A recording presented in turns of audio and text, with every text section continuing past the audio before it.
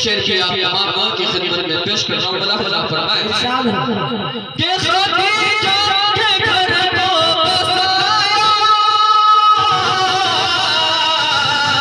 मोमिनों की मां उसको बनाया, मोमिनों की मां उसको बनाया।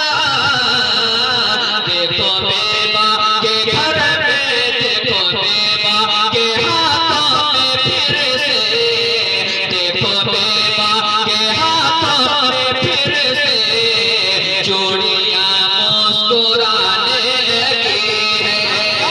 देखो बेबा के हाथों में फिर से चूड़ियां मुस्कुराने लगी है।